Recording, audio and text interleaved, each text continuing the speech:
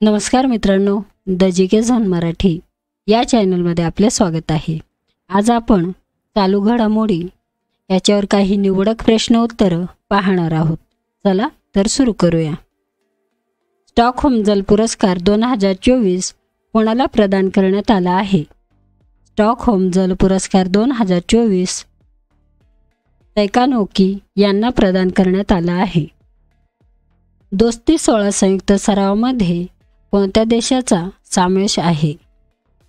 दोस्ती 16 संयुक्त सरावामध्ये भारत, श्रीलंका आणि मालदीव या देशांचा समावेश आहे. दोस्ती 16 संयुक्त सरावाच्या या वर्षीच्या 16 आवृत्तीत कोणत्या देशाचा समावेश झाला आहे? दोस्ती 16 संयुक्त सरावाच्या या वर्षीच्या 16 आवृत्तीत बांगलादेश या देशाचा समावेश झाला आहे. Associated chambers of commerce and इंडस्ट्रीच्या अध्यक्षपदी कोणाची नियुक्ती करण्यात आली आहे? Associated chambers of commerce and इंडस्ट्रीच्या अध्यक्षपदी संजय नायर यांची नियुक्ती करण्यात आली आहे. जगात सर्वात वेगवान 5G नेटवर्क देण्याच्या देशामध्ये कोणता देश प्रथम क्रमांकावर आहे? UAE हा देश प्रथम क्रमांकावर आहे. कोणत्या देशाने सॉलिड इंधनावर आधारित एका हायपरसोनिक क्षेपणास्त्राची चाचणी घेतली आहे? उत्तर कोरिया या देशाने सॉलिड इंधनावर आधारित एका हायपरसोनिक क्षेपणास्त्राची चाचणी घेतली आहे. कोणत्या देशाला 25 वर्षातील सर्वात शक्तिशाली भूकंपाचा धक्का बसला आहे? तैवान या देशाला 25 वर्षातील सर्वात शक्तिशाली भूकंपाचा धक्का बसला आहे. अदानी ग्रीन एनर्जी लिमिटेड ही कंपनी कोणत्या राज्यातील खवडा येथे जगातील सर्वात मोठा अक्षय ऊर्जा प्रकल्प उभारत आहे? गुजरात या राज्यातील खवडा येथे जगातील सर्वात मोठा अक्षय ऊर्जा प्रकल्प उभारत आहे. आंतरराष्ट्रीय संस्कृती पुरस्कार 2024ने कोणाला सन्मानित करण्यात आले आहे? आंतरराष्ट्रीय संस्कृती पुरस्कार 2024ने मीना चरंदा यांना सन्मानित करण्यात आले आहे.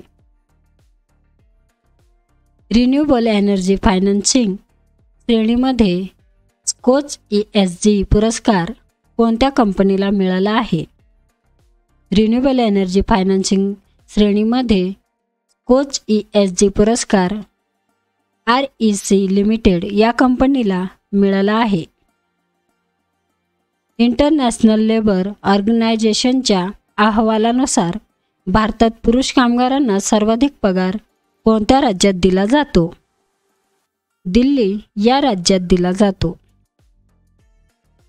भारतात आर्थिक वर्षे 2023-24 UPI द्वारे व्यवहार किती अब्जवर पोहोचले आहे?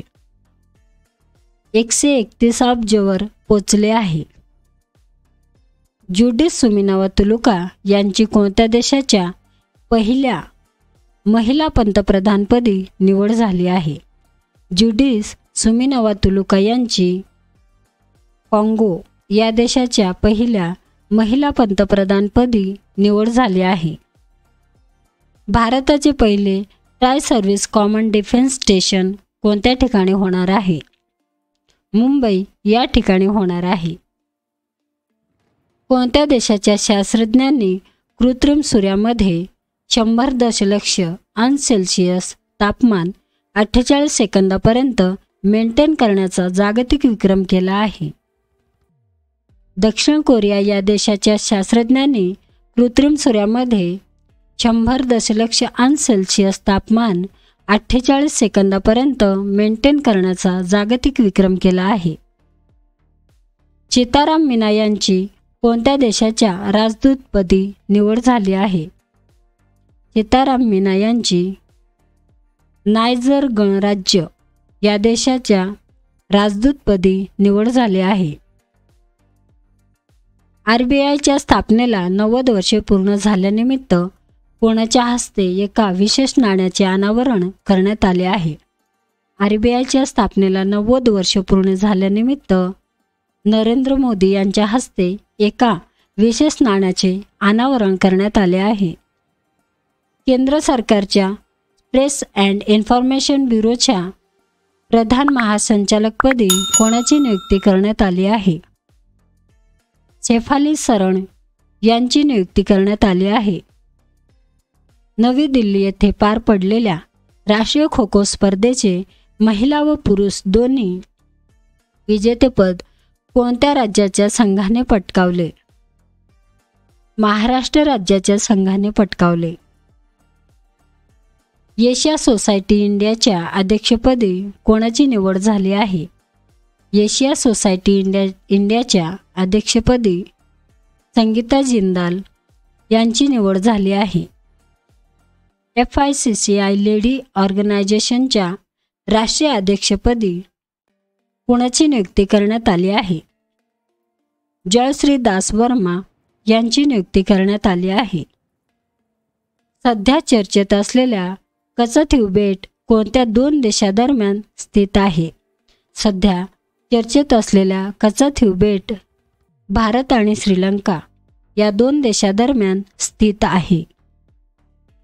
भारतात 15 ते 29 वयोगटादरम्यान सुशिक्षित तरुणांचा बेरोजगारीचा दर सर्वाधिक कोणत्या राज्यात आहे?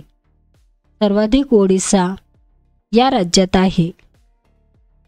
उत्तर प्रदेश राज्यातील कोणत्या ठिकाणच्या शहनाईला GI टॅग प्राप्त झाले आहे?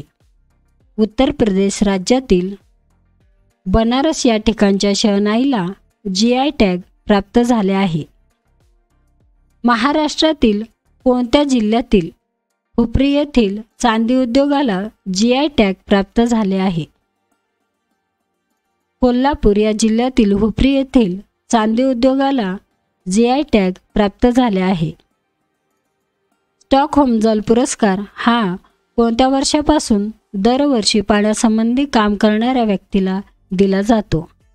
स्टॉकहोम जल पुरस्कार हा 1991 या वर्षापासून दरवर्षी पाण्यासंबंधी काम करणाऱ्या व्यक्तीला दिला जातो. मित्रांनो, चॅनल आवडला असेल तर नक्कीच सबस्क्राईब करा, व्हिडिओ लाईक करा. धन्यवाद.